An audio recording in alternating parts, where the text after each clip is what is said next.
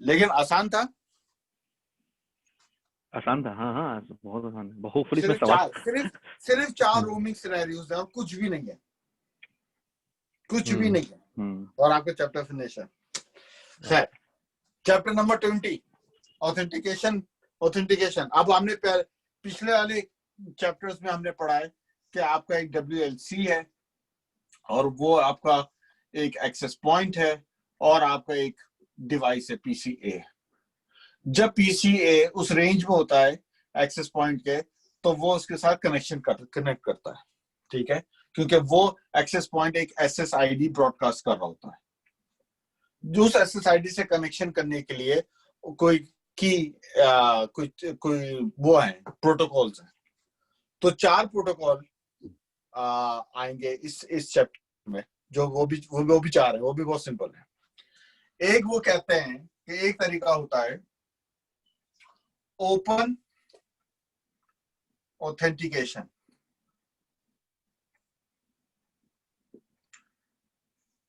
जो हमें नजर कैसे आता है कि ताला नहीं लगा होता, वायरलेस नेटवर्क पे खुला हुआ होता है, हम कहते हैं भाई हम इससे कनेक्ट हो जाते हैं, समझ आ गई? ये बेस्ट है। लेकिन बाज BT दफा वाईफाई है, BT वाईफाई, हाँ, लेकिन BT वाईफाई कनेक्ट करके फिर एक पेज भी खोलता है। हाँ वो बहुत बुरे होते हैं, आई हेट देम। वो अभी आएंगे उसमें। खैर, वो तो EAP होता है ना? है? वो EAP होता है या वेब ऑथेंटिकेशन होती है? वो वेब लेकिन वो ओपन ऑथेंटिकेशन यूज होती है। खैर, तो ओपन ऑथेंटिकेशन का मतलब होता है ओपन नेटवर्क, ठीक है, open network, no security. Second point क्या है इसका? It supports only 802.11।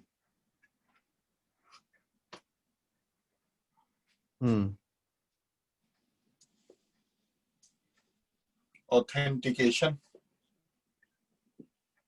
अब ये वर्ड जो है ना, कुछ चीजें आपने CCNP में नहीं भूलनी, और वो ये है कि 802.11 आपका वायरलेस का डिफॉल्ट ओपन प्रोटोकॉल है, नॉट प्रोटोकॉल स्टैंडर्ड है। तो सवाल ये है कि अगर आपका नेटवर्क ओपन है, अगर मेरा ये एक्सेस पॉइंट है और ये ब्रॉडकास्ट कर रहा है एक नेटवर्क ओपन के ऊपर, तो फायदा क्या है, मैं इसको चलाऊं क्यों? ये तो ओपन है, अनसिक्योर्ड है। Yes, we don't use open protocol security के पॉइंट ऑफ व्यू से। हम ये यूज करते हैं डिवाइस ऑथेंटिकेशन के तौर पे।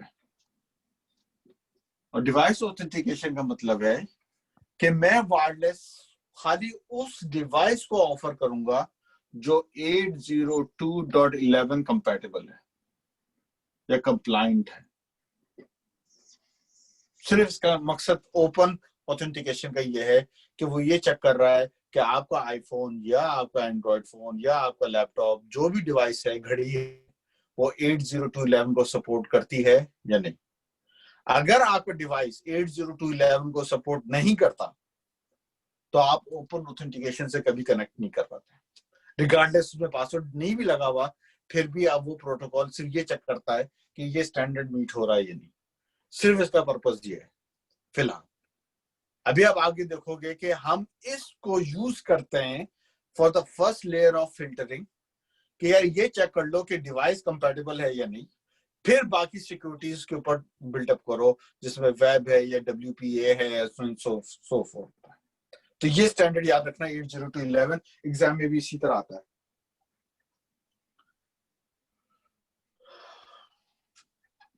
Eight 802.11 has 2 modes of operation.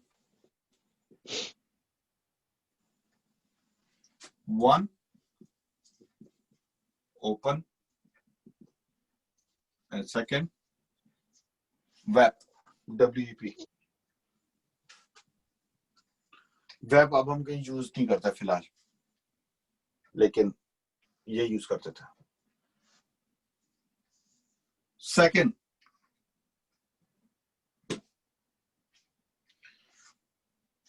इन्होंने टाइटल दिया है बुक में जो गलत है, लेकिन बहरहाल जैसे दिया है मैं वैसे ही लिख रहा हूं, प्री शेड की एक्सचेंज। लेकिन प्री शेड की एक्सचेंज होना नहीं चाहिए था, ये होना कुछ और चाहिए था, लेकिन खैर उन्होंने दिया आपको। क्या होना चाहिए था?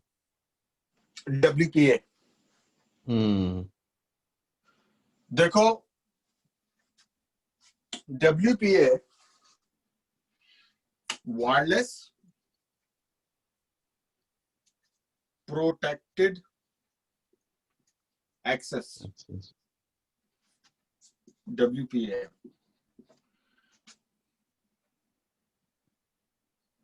is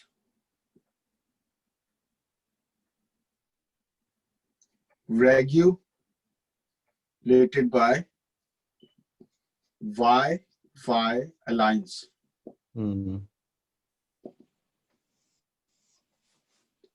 WPA has 3 versions. Number 1, WPA, WPA 2, and WPA 3. WPA 2 and 3, they support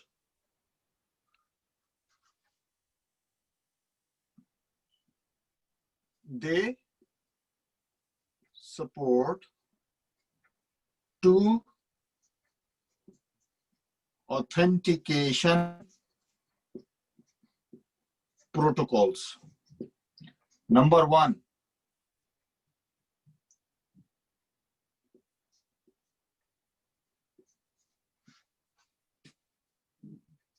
pre-shared key.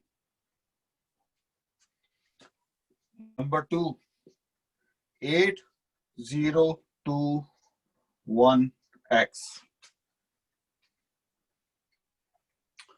Pre-shared key is also called personal mode, and 8021X is called enterprise mode. 8021X जो security है, it can also be applied on the physical port.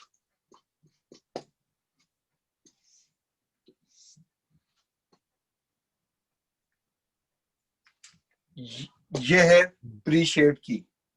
अब प्रीशेड की यहां पे लिखा है इन्होंने, लेकिन आप इस बात को समझो कि wireless WPA, wireless protected access, wifi alliance का है। दे आर द बेसिकली उसका वो है फाउंडर्स, एंड उसके 3 वर्जन है, WPA 1 जो WPA लिखते हैं, WPA 2 and WPA 3। WPA 2 and WPA 3 2 security protocol support करता है। एक है प्री शेड की, एक है 8021X। और एग्जाम में ये दोनों सवाल आते हैं कि पर्सनल मोड और एंटरप्राइज मोड, और वो सवाल इस तरह लिखते हैं कि एक नेटवर्क कॉन्फ़िगर हो रहा है और उस बंदे ने एंटरप्राइज मोड सिक्योरिटी लगाई है। वो ये नहीं कहते 8021X लगा है,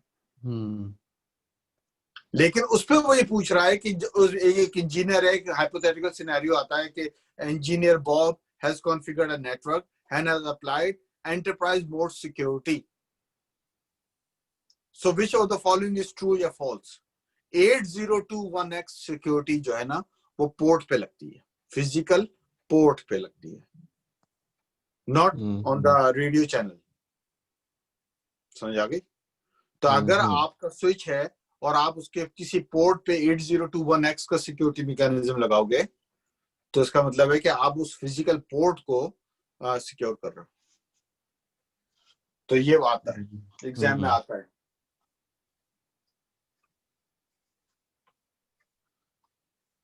ओके, अब ये जो कीज हैं WPA या ये जो आपकी पर्सनल कीज हैं, personal PSK, pre-shared keys, 1, they are not advertised on air. ये हवा में नहीं होती एडवर्टाइज। मतलब जब आपका क्लाइंट आप अपने डिवाइस पे एक की डालते हो, वो की पूरी ट्रेवल नहीं करती आपके डिवाइस तक। In fact there are 4-way hand shake between device and access point. 4-way handshake चलता है और उस 4-way हैंडशेक में ये की इंफॉर्मेशन एक्सचेंज होती है। अब प्रॉब्लम क्या है? Both WPA and WPA2 are कौन है? वो मेरा बज रहा था, sorry. Both WPA version 1 of WPA2 are vulnerable for eavesdropping. Hacker can capture 4-way handshake messages, use dictionary attack to find the PSK. तो WPA1 और WPA2 में जो 4-way कम्युनिकेशन होती है वो इंक्रिप्टेड नहीं है, एंड उसमें जो एल्गोरिदम यूज किया गया है as found to be vulnerable, कि हैकर अगर उस कैप्चर को करके उस डिक्शनरी अटैक को यूज करके वो ओरिजिनल प्री-शेड की निकाल लेता है। तो from standards point of view अगर आप देखें, यूके में WPA3 चल रहा है इस वक्त, अनलेस कि आपका कोई बहुत पुराना लेगेसी नेटवर्क चल रहा हो या रूटर हो, लेकिन इस वक्त मौजूदा हालात में सारे WPA3 चल रहे हैं। WPA3 uses a concept of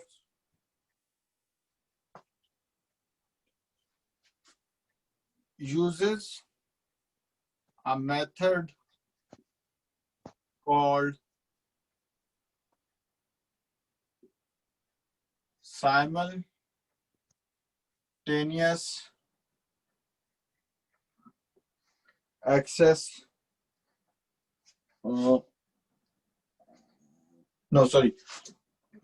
authentication of equal, which is SAE, to prevent attacker or hacker from guessing the 4-way handshake.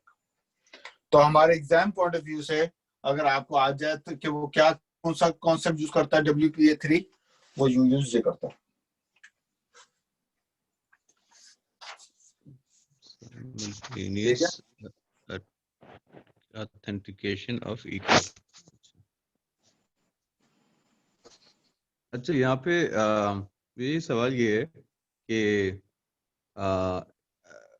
आपने लिखा है, जैसे बता रहे थे कि बुक में गलत लिखा हुआ है, ये मतलब मैं इस पर हायरार्की स्ट्रक्चर समझना चाह रहा हूँ। ये PSK जो है, पी शेड की, इसके अंदर आप लिख रहे हो कि WPA 1 2 3 इस तरह कैटेगरीज हैं? नहीं, WPA के वन फॉर्म ऑफ ऑथेंटिकेशन है PSK, ठीक है? हाँ तो सही। बड़ी क्लास है WPA, उसका एक ऑथेंटिकेशन मेथड है PSK और एक है 8021X। अच्छा, WPA तो का। मेरा ख्याल में ऊपर जहाँ पे W3PA आना चाहिए था, जैसे CCNA की बुक में था, लेकिन यहाँ पे उन्होंने अप्रिशिएट हाँ, की के नाम से दे दिया। मतलब वो WPA 1 वगैरह की हम नहीं बात कर रहे, वो लिख रहे हैं वायरलेस प्रोटेक्टेड एक्सेस के यहाँ पे, और उसके अंदर ये आते हैं PSK और 802। यस। अच्छा अच्छा, ठीक है, ओके ओके, ठीक है, सही। इजाज भाई, नवेद भाई, नो प्रॉब्लम चल रही गाड़ी? जी। एजेक्स यस आ गया भाई। बुक में WPA 3 के बारे में इतना नहीं लिखा हुआ, बल्कि लिखा हुआ ही नहीं है। हैं? अच्छा, मैं पढ़ा नहीं। भाई मैं बता रहा हूँ ना, वो बस कह रहे हैं चलाओ, काम चलाओ बस। लेकिन खैर, मतलब छोटे छोटे बुलेट पॉइंट्स हैं दोस्त, छोटे छोटे बस। Just only two small paragraph, that's all. हाँ, तो आपने पहले हमने क्या पढ़ा? Open authentication. दूसरा हमने क्या पढ़ा? शेड। ठीक है।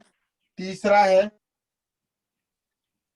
Authentication with EAP।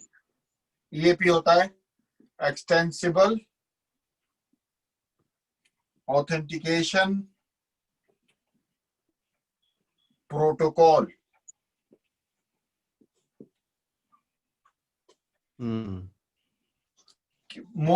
It is more flexible, more scalable. It can integrate with 8021X। और अभी मैंने आपको बताया था 8021X क्या है। यस इजाज भाई? Code base. यस। अब देखो, भाई खोल के पी लिया मैं। पी है ना तू, यही तो बात है दोस्त तेरी। अब देखो ये क्या है, ये है क्या, क्यों यूज कर रहे हैं? सवाल ये ना, कॉमन सेंस की सवाल है ना। आपका ओपन था, ओपन सिक्योर नहीं था, लेकिन उसमें आपकी एक लेवल ऑफ फिल्टरिंग थी कि वो आपको बता रहा था कि जो आपका डिवाइस है वो 802.11 कंप्लाइंट है या नहीं। अगर कंप्लाइंट है तो कनेक्ट हो जाएगा, इंटरनेट यूज फ्री का यूज करेगा। आपकी एवोल्यूशन हुआ, आप आए WPA पे ऊपर। WPA आपने यूज किया तो उसमें आपके पास दो मेथड थे। आपके पास था उसमें, या तो आप अप्रिशिएट की यूज कर लें, या फिर आप यूज कर लें 802.1X। फिर उसका नेक्स्ट फॉर्म मोर स्ट्रॉन्गर निकला WPA 2, लेकिन बोथ WPA 1 और WPA 2 फारिग हो गए कि भाई उनको वल्नरेबल निकला है। तो WPA 3 निकल आया, लेकिन आपकी सिक्योरिटी जो है एल्गोरिथम है वो दो ही रहे, 3 शेड की या आपका 8021X। तो सवाल ये कि जब जिंदगी कॉमन हमारी सुकून में चल रही थी, तो ये एक्सटेंसिबल एप्लीकेशन की क्यों आ गई? मतलब लॉजिक है, ठीक है। उसकी लॉजिक ये है कि अगर आप कहते हो कि यार अभी तक जो भी मैंने किया है, जो भी मैं बना रहा हूं, वो जो है सिक्योरिटी वो उस डिवाइस के ऊपर है। मैं जिस एक्सेस पॉइंट के साथ कनेक्टेड हूं वो उस एक्सेस पॉइंट का WPA 3 चल रहा है, उसके अंदर की वो है क्या कहते हैं, डेटाबेस। ठीक है। जब मैं एक नेटवर्क से दूसरे नेटवर्क पे जाता हूं, तो यार मेरी जो नई की आती है वो अगर WPA 3 पे चल रही होगी तो वो उस एक्सेस पॉइंट के साथ कनेक्टेड होगी, तो वो यानी कि स्केलेबल नहीं है। मैं तो चाहता हूं कि मेरी सिक्योरिटी एसोसिएशन, जो हमने रोमिंग में देखा है कि मैं एक नेटवर्क से दूसरे नेटवर्क पे चला जाऊं लेकिन मुझे अपनी की एक्सचेंज ना करनी पड़े, तो वो फ्रेमवर्क, वो रोमिंग को इनेबल करती है जो चीज, वो करती है आपकी ये चीज, ऑथेंटिकेशन विद EAP। अब इसके 2-3 तरीके हैं करने के, और जब भी हम पढ़ भी रहे हैं कि यार इसका फायदा क्यों है, घरों के लिए आपका WPA3 चलता है, क्यों आपको बताया कि नेटवर्क है आपका। लेकिन जब आप ऑफिस में होते हैं, आप BT में होते हैं या BBC में होते हैं, तो आप हर रूम में जाके तो की डालेंगे थोड़ी आप। तो अब आप आ जाते हैं इसके ऊपर कि यार ये जो है ऑथेंटिकेशन विद EAP है। इसका आर्किटेक्चर कैसा होता है? इसका आर्किटेक्चर ऐसा होता है कि आपका ये डिवाइस है PC, ठीक है, जो किसके साथ कनेक्टेड है? एक्सेस पॉइंट के साथ। यस, ये आपने बनाया हुआ है कि ये एक्सेस पॉइंट के साथ कनेक्टेड है, और ये एक्सेस पॉइंट एक कैप वेब करके किसके साथ कनेक्टेड है? WLC के साथ। यस, और ये किसके साथ कनेक्टेड है? आपके राउटर या स्विच के साथ।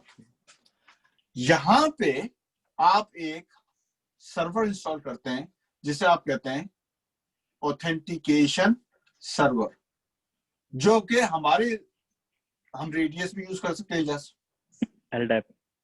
LDAP यूज कर सकते हैं, टेकैक्स एंड सो फोर्थ। मतलब आपको कॉन्सेप्ट समझ में आ रहा है, ठीक है। अब इस सूरत में क्या होता है? इस सूरत में क्या होता है कि जो बंदा इस एक्सेस पॉइंट के साथ कनेक्ट करना चाहता है, उसकी रिक्वेस्ट एक्सेस पॉइंट पे जाती है, एक्सेस पॉइंट उसे WLC पे भेजता है, और अभी तक जितना हमने पढ़ा है, ये सारी सिक्योरिटी किस पे चल रही है? WLC के ऊपर चल रही है, जिसमें आपने WPA देखा, आपने इसमें ओपन देखा, वो यहां चल रही है। यस, लेकिन अब आप चाहते हैं कि नहीं, मेरे पास एक मैनेज सेंट्रलाइज सर्वर हो, ऑथेंटिकेशन सर्वर, वो करे। तो यानी कि सारे WLC वाले जो रिक्वेस्ट आएगी, वो फिर वाया दिस स्विच इस ऑथेंटिकेशन सर्वर को भेजेंगे कि यार ये PC आ रहा है जिसका मैक्स है XXX, इसको मैं कौन सी IP दूं, इसको मैं क्या प्रोविजन करूं, ये क्या क्या नेटवर्क एक्सेस कर सकता है, क्या ब्लैक लिस्ट है, क्या व्हाइट लिस्ट है, सो एंड सो फोर्थ।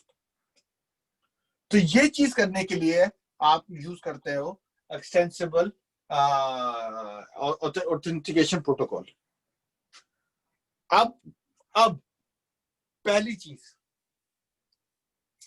पहली लेयरिंग आप लगाते हैं कि आप लगाते हैं इस पे ओपन प्रोटोकॉल,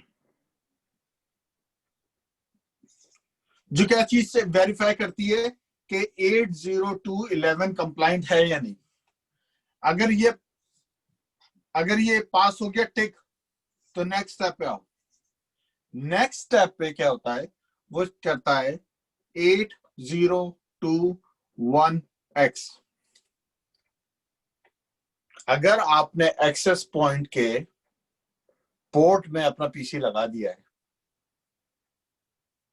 पोर्ट में आपके पास, आप नेटवर्क में जा रहे थे, आपको एक्सेस पॉइंट नजर आया और आपने उसके अंदर ही लगा दिया सीधा। अब तो आप वायरलेस पे तो नहीं हो, आप तो जा रहे पोर्ट के ऊपर हो। तो अब आपकी ऑथेंटिकेशन कौन सी होगी? वो होगी 802X पे, क्योंकि वो पोर्ट बेस्ड है। अगर आप ये भी नहीं करते, आप करते हो और आगे चलते हो, तो फिर आप वो पूछता है कि आपके पास जो है ऑथेंटिकेशन सर्वर से की मिलेगी आपको या नहीं। तो आपने EAP प्रोटोकॉल के अंदर एक्सेस पॉइंट, WLC और ऑथेंटिकेशन सर्वर तक आप गए हो, डिफरेंट लेयर्स पे होते हुए। ऑफ कोर्स इसकी चौथी लेयर अभी नेक्स्ट वाले पे पढ़ेंगे, जिसमें है वेब ऑथेंटिकेशन, वेब ओथ, वो भी कर लेंगे, नहीं वो आपको ज्यादा समझ में आ जाएगा। लेकिन अब क्या है कि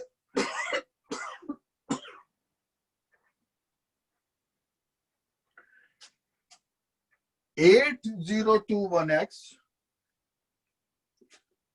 ये यहां पे लिखता हूं EAP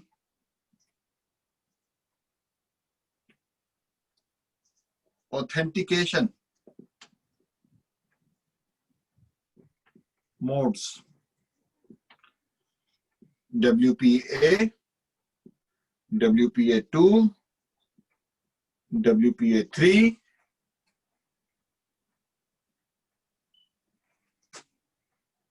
(802.1x)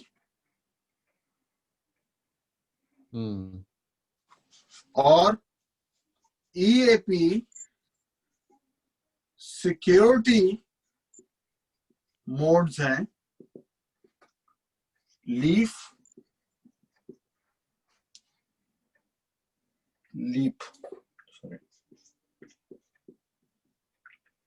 EAP, PEEP, EAP TLS, EAP TTLS and so forth. CCNA में आसिम भाई ने और मैंने हमने ये सब एक एक डिटेल में पढ़ा है, एक एक।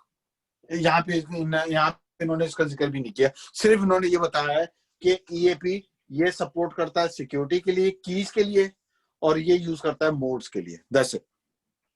जिंदगी आप लोगों की आसान कर दी उन्होंने। लेकिन यार बोलिए। लेकिन यार इसका मतलब है कि ये तो ये एज्यूम कर रहे हैं ना कि you done this thing in CCNA। अब अगर इसका पुराना वाला CCNA किया हुआ है दोस्त, ये कहीं भी नहीं लिखा, यही तो बात है। ऑल्दो आई डाउट कि ऐसा नहीं होगा कि वो जो नया CCNA से कोई सवाल नहीं आएंगे। आई डाउट में आएंगे, लेकिन मैं ये समझता हूँ क्योंकि उन्होंने ये कहा है ना कि आप CCNA करने की आपको जरूरत ही नहीं है, आप एनकोड डायरेक्ट ही कर लो। मतलब खुद कह रहे हैं।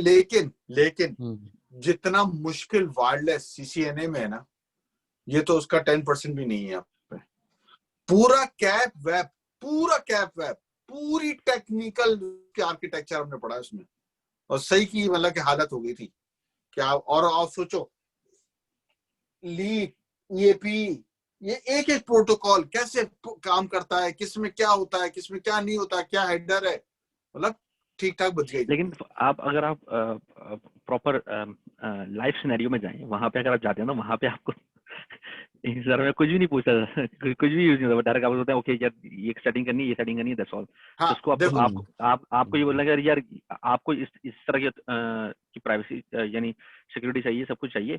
सिस्को बोलेगा ओके ठीक है, आपने उसको डिजाइन बना के दे दिया, सिस्को उसको आपको भेजेगा कि यार इसकी ये कॉन्फ़िगरेशन होनी है, आपने वो कॉन्फ़िगरेशन आगे पास कर देनी है।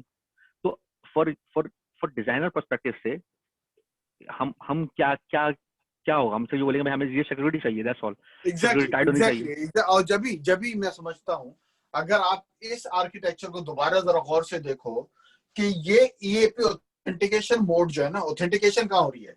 ऑथेंटिकेशन हो रही है बिटवीन AP टू WLC, इस मोड पे ऑथेंटिकेशन हो रहा है, ठीक है। और यहाँ पे आप यूज करते हैं WPA, WPA2, WPA3, 802.1x। और जो की सिक्योरिटी है ना, की है बिटवीन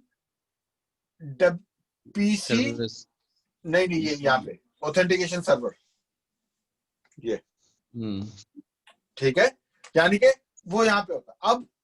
अब हमारे पॉइंट ऑफ व्यू से, और बुक में भी उन्होंने ये लिखा है कि एज लॉन्ग एज ये सारी चीजें, ये जो हमने लिखी है, ये यहाँ पे कॉन्फ़िगर्ड है, ठीक है। EAP is configured on AS का मतलब है ऑथेंटिकेशन सर्वर, और आपका जो डिवाइस है वो सपोर्ट करता है उन्हें, तो ऑल गुड, दैट्स इट। आपका डिवाइस सपोर्ट करना चाहिए ये, ठीक है। लेकिन इनकी कॉन्फ़िगरेशन कहाँ होगी? ऑथेंटिकेशन सर्वर पे होगी। अच्छा, ऑथेंटिकेशन सर्वर को उस स्ट्रक्चर में स्विच से कनेक्ट कर देना सिक्योरिटी पॉइंट ऑफ व्यू से किया गया है कि ये सर्विस मतलब इन्होंने डायरेक्टली लैन कंट्रोलर से नहीं लगाई हुई?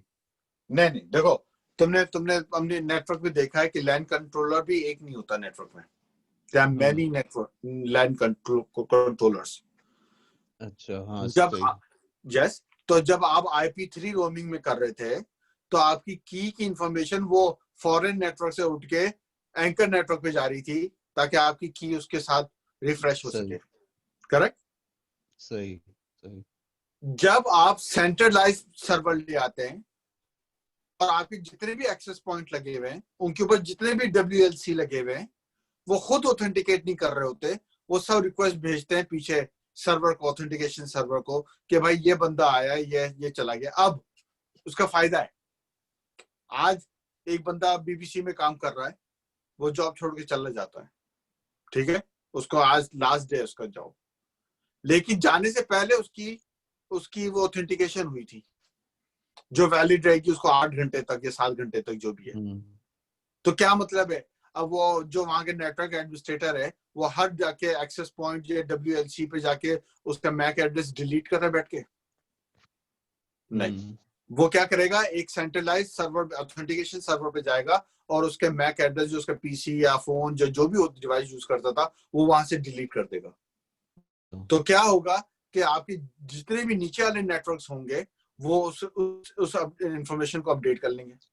अच्छा, मतलब वो एक सेंट्रल है सबके लिए, तो एक ही जगह आपने जाके कर दिया और वो हर जगह अप्लाई होता है। सिंगल साइन ऑन की तरह ना, सिंगल साइन ऑन की तरह। अब आपका नए कंपनी की नई पॉलिसी आ गई है कि भाई 8 डिजिट का नहीं 16 डिजिट का पासवर्ड हुआ करेगा। तो क्या आप हर WLC के ऊपर जाके आप पासवर्ड अपडेट करोगे कि यार आज से नया पासवर्ड ये? आपने सेंट्रल सर्वर पे गए, वहां पे एक पासवर्ड लिखा, वहां पे कर दिया। दूसरा फायदा कि ये जो हम बात कर रहे हैं यहाँ पे LDAP की, LDAP जो है ये आपका लोकल डायरेक्टरी माइक्रोसॉफ्ट का है, एक प्रोटोकॉल है। अब अगर आप अपनी कंपनी में मैनेजर हैं तो आपका जो कॉर्पोरेट नेटवर्क में जब आप लॉगिन करते हैं, अपने PC को खोलते हैं और एक लॉगिन करते हैं, वही पासवर्ड आप यूज कर सकते हैं अपनी ऑथेंटिकेशन के लिए, जिसे ये जाज कह रहा है सिंगल साइन ऑन, कि आपका एक पासवर्ड वो आपको वायरलेस भी दे रहा है, वो आपको ईमेल भी दे रहा है, वो आपको ब्राउजिंग की भी फैसिलिटी दे रहा है, कॉर्पोरेट नेटवर्क एक्सेस भी दे रहा है। और जो बंदा ऑफ बोर्ड होता है या छोड़ के जाता है उसका एक पासवर्ड हटाया जाता है, वो हर जगह से उसकी डीएसोसिएशन हो जाती है। समझ आ गई? तो मतलब सेंट्रलाइज के फायदे हैं। इसका कोई बैकअप भी रखना होता होगा, क्योंकि अगर वो चला गया तो फिर मसला हो जाएगा। हाँ, जाहिर सी बात है। अब आया चौथा, और वो है web authentication.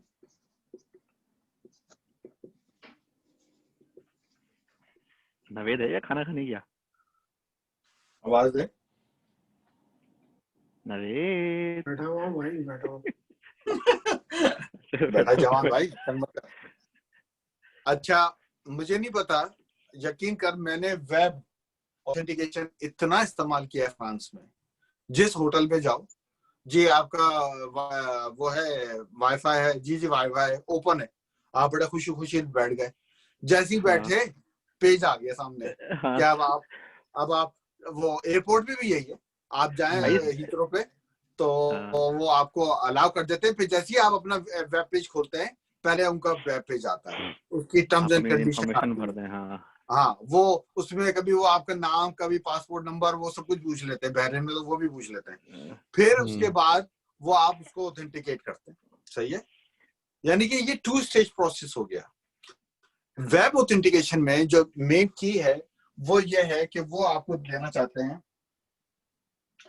Acceptable usage policy का डिस्क्लेमर। अब जाहिर सी बात है, अब एक बंदा कह रहा है यार तुम पहले नेटवर्क पे कनेक्ट करूंगा फिर ही जाके मैं कुछ पढ़ूंगा ना, क्या आपने करना है? आप पहले ही कह रहे हो कि मैं साइन अप कर दूं। तो आप क्या करते हो कि आपका जो डिवाइस है, एक आपका जो PC है, वो आपका कनेक्ट होता है एक्सेस पॉइंट के साथ, ठीक है, और उस एक्सेस पॉइंट के पीछे जो है वेब ऑथेंटिकेशन चल रही होती है, या तो WLCP के ऊपर या आपके AS के ऊपर, ऑथेंटिकेशन सर्वर के ऊपर। तो PC to access point link वो ओपन है, और जब भी आप उसमें ओपन स्टैंडर्ड यूज करते हैं, ओपन ऑथेंटिकेशन स्टैंडर्ड, तो आपको कोई ताला वाला नजर नहीं आता, आप उसके साथ कनेक्ट हो जाते हो। लेकिन जैसे ही कनेक्ट होते हो, वो बंदा आपको एक रीडायरेक्ट करता है पेज जिसपे उसकी टर्म्स एंड कंडीशन लिखी होती है, और वो उसमें से आपको कुछ मैंडेटरी फील्ड मांगता है आपसे। हमारे यहाँ पे जैसे इजाज कह रहा है बीटी का ओपन स्पॉट्स नेटवर्क है, लेकिन आपको उसमें कुछ डालना पड़ता है ना, जैसे अपना बीटी अकाउंट नंबर वगैरह। नहीं, जब बीटी वाईफाई पर कनेक्ट करते हो तो हर जगह पे ओपन आ रहा होता है। इनफैक्ट मेरे घर पे भी ओपन आ रहा है। लेकिन जैसे आप उस पर कनेक्ट कर लेते हैं और कुछ गूगल खोलना चाहें, कोई भी चीज़ खोलना चाहें, तो बीटी की वेबसाइट खुल जाएगी और वो आपसे बोलेगा बीटी इंटरनेट का अपना यूजर आईडी पासवर्ड डालो या अपना अकाउंट नंबर डालो, जिसके ऊपर आपने ब्रॉडबैंड ली हुई है, कहीं और ली हुई, अपने घर पे ब्रॉडबैंड ली हुई, तो आप उससे भी लॉगिन कर सकते हो। यस, इस तरीके तो वो ये वो वाली सर्विस है जो हर प्रोवाइडर, जैसे इसको इन्होंने कमर्शियलाइज इस तरह किया हुआ ग्लोबली। जैसे किसी एक कंपनी ने बोला हाँ इस मॉल में हमने फ्री दिया हुआ है, अच्छा भाई सबके लिए फ्री है? नहीं सॉरी, हमारे सब्सक्राइबर्स के लिए फ्री है। तो जैसे बेटेल्को का अगर वाईफाई पूरे मॉल में है, आपके पास अगर बेटेल्को की लाइन नहीं है, वो टेलीफोन नंबर आपने नहीं डाला, तो आप गए काम से। अंडरग्राउंड में वाईफाई आ गया है वर्जिन का, तो यहाँ पे स्टैंडर्ड, हाँ, तो वर्जिन का, अगर वर्जिन का कस्टमर होना जरूरी है, वरना पे वोडाफोन का कस्टमर होना जरूरी है। अब बीटी के पहुंचा नहीं है, तो मैंने वर्जिन और वोडाफोन देखा था मेरे ख्याल में, या O2 वोडाफोन है, वर्जिन भी है, वोडाफोन, हाँ, ये दो देखे थे मैंने। तो मुझे बड़ी हैरानी हुई, मैंने यार बीटी पीछे रह गया इसके अंदर। इस तरह उन्होंने कंट्रोल किया हुआ है। लेकिन चलता तो सब कुछ बीटी के ऊपर ही है ना। हाँ, वो लीज किया तो हुआ है मतलब उसमें क्या है कि टू लेवल ऑफ ऑथेंटिकेशन, एक ओपन होती है, दूसरी वो आपको जो भी आपकी कस्टम वो देता है, भले उसमें वो अकाउंट नंबर, अगेन अगर जैसे इजाज कह रहा है कि आप अपना बीटी का अकाउंट नंबर डालें, और वो जो भी नंबर डालता है वो कहीं जाके सेंट्रलाइज्ड एक्सेस सर्वर पे, ऑथेंटिकेशन सर्वर पे टेस्ट होता है कि भाई ये बीटी अकाउंट है भी है, अहमद भाई ने ऐसी पेल दिया, समझ आ गई, तो वो जाके चेक होता है। जब वहां से गो ग्रीन आता है, तो आपका कनेक्शन की बात लिफ्ट हो जाती है और आप यूज कर सकते हैं। लेकिन पता है ऐसा होता है कि अहमद भाई ने डाला पीछे इजाज भाई ने कि हाँ ये अपने बंदा है, पास कर दो उसको। हाँ, चल नहीं मतलब जो भी है, तो ये है वेब ऑथेंटिकेशन। तो आज हमने 4 मेथड पढ़े, एक पढ़ा हमने ओपन, दूसरा हमने पढ़ा पीएसके प्री शेड की, तीसरा आपने पढ़ा ईएपी, और चौथा आपने पढ़ा वेब ऑथेंटिकेशन। यस, अच्छा, ईएपी में जो 802.1x ज्यादा यूज की बात हमने की थोड़ा सा, या चलो वो जहाँ पे भी यूज हो रहा है, वो आप कह रहे हो वो है configured on the पोर्ट पे कॉन्फ़िगर करने। एक सेकंड, वो कौन सी पोर्ट की बात हो रही है स्पेसिफिकली? हम फिजिकल पोर्ट, तुम्हारा घर में राउटर है, स्विच है, ठीक है जी, तुमने अभी तार लगाते हो, तुमसे कोई पासवर्ड पूछता है वो कि आप इंटरनेट के लिए आपको पासवर्ड चाहिए? नहीं, पासवर्ड तुमसे किस पे पूछता है? खाली जब तुम वाईफाई पे कनेक्ट करना चाहते हो। यस, जी। तो सवाल ये है कि क्या आपने वायरलेस को सिक्योर करके फिजिकल को ओपन छोड़ दिया है? सही, अच्छा, तो मतलब ओके, जो हाँ जो आप बता रहे थे कि एक्सेस पॉइंट के कनेक्शन पे कोई लगा दे आके, तो अच्छा हाँ ओके, कि भाई तुम छोड़ो, मैं सीधा डायरेक्ट कनेक्शन तुम्हारे एक्सेस पॉइंट है, एक्सेस पॉइंट की 2 पोर्ट होते हैं, 3 पोर्ट होते हैं, वो तो रेडिएट कर रहा है, जो वायरलेस सिग्नल रेडिएट कर रहा है उसके लिए तो की चाहिए। अगर किसी बंदे ने उसके पीछे जाके अपना लैपटॉप या लगा दिया, तो उसपे कौन सी ऑथेंटिकेशन ऑन करोगे? अच्छा, सही। तो उस पे वो जो 802.1x है वो बेसिकली ईएपी के थ्रू नहीं, 802.1x का ईएपी से कोई ताल्लुक नहीं, ईएपी भी इंप्लीमेंट सपोर्ट करती है 802.1x को। सही, हाँ, वो ईएपी सपोर्ट करती है। तो अच्छा, वो मतलब उस डिवाइस की अपनी 802.1x की अगर सिक्योरिटी लगी हुई है, उस जो भी कंपनी है उसने लगाई हुई है, तो आपको वहाँ पे वो जो भी सिक्योरिटी मोड से गुजरना पड़ेगा। नहीं, सवाल सिंपल रखो। तुम्हारे घर का राउटर है, उसमें 4 पोर्ट लगे हुए हैं, तुम चाहते हो कि यार कोई बंदा भी आके इस पे कनेक्ट ना करे और इंटरनेट ब्राउज ना करे, तुम्हें इसको रोकना है। तुम्हें सिर्फ ये चेक करना है कि डज योर स्विच डिवाइस, जो राउटर है, मोडेम है, जो भी है, does it support 8021x, number 1। अच्छा, अगर वो सपोर्ट करता है तो क्या तुम उसको कॉन्फ़िगर कर सकते हो या नहीं। अगर सब जवाब है नो, तो आप कुछ नहीं कर सकते। सही। फिर सिस्को आप टेप का स्विच और एक्सेस पॉइंट सपोर्ट करता है, आप इनेबल कर सकते हैं, इसलिए वो कहते हैं आप सिस्को खरीदें। ना, या तो आप डब्बा लें, उस पे ताला लगाएं। हाँ, डब्बा लेके ताला लगाएं आप। अच्छा, ठीक है, ओके, समझ। क्यों भाई नवेद भाई, जियो तेज चल रहा है फिर मामला? वो गए हुए हैं, वो उनका मैसेज आया था, वो 2 मिनट में आ रहे हैं वापस, शायद नीचे गए में। एजाज, एजेक्स, हाँ हाँ सही है। कंफर्म जनाब। अच्छा ये बताओ कि 21वां चैप्टर भी फिनिश कर दें क्या? हाँ ना, ओ बोरा भाई, भाई बोरा। ओ भाई लोग,